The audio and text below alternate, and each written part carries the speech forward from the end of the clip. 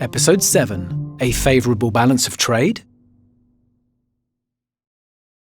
We are often told that countries should export more than they import, should strive after a favourable balance of trade in order to be prosperous. But what if this isn't exactly true? According to the social credit analysis of Major C.H. Douglas, not to be confused with Chinese social credit, countries that export more than they import are actually suffering a net loss of real wealth. They are poorer in physical terms than they were before they began to trade.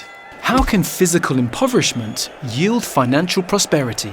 And why do countries compete so viciously internationally for export markets? The answer lies in the dishonest and dysfunctional financial system which governs our economic activities. You see, under existing banking and cost accountancy conventions, we are never automatically paid sufficient income to buy back in full whatever we produce. This means that each country is labouring under a chronic lack of consumer buying power in its domestic economy.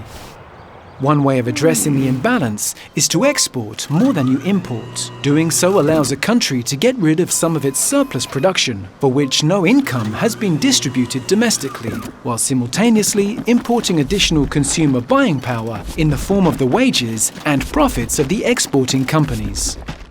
The gap between prices and incomes is thereby closed in two directions. Markets can be cleared and production costs met. Equilibrium can be achieved.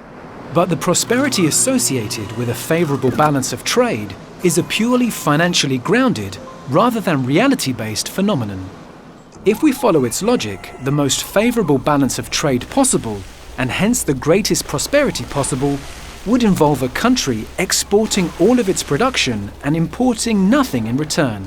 The exporting giant would then have lots and lots of money, but no real goods and services to spend it on, and the real economy would collapse as the citizens starved. This thought experiment, by taking the favourable balance of trade policy to its logical conclusion, is just one way of demonstrating the extreme dishonesty and irrationality of our existing financial system.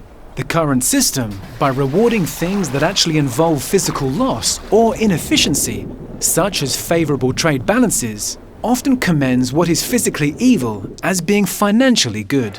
Seeking favourable trade balances is also a zero-sum game. Not all countries can export more than they import. For every winner, there must be a loser.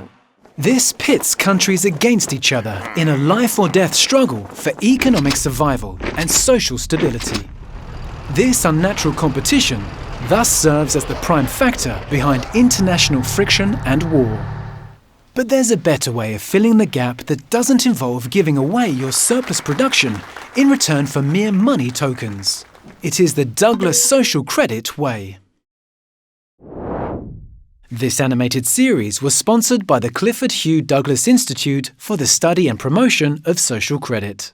For more information on Douglas Social Credit, please visit socred.org or socialcredit.com.au. Be sure to like this video and please subscribe to our channel.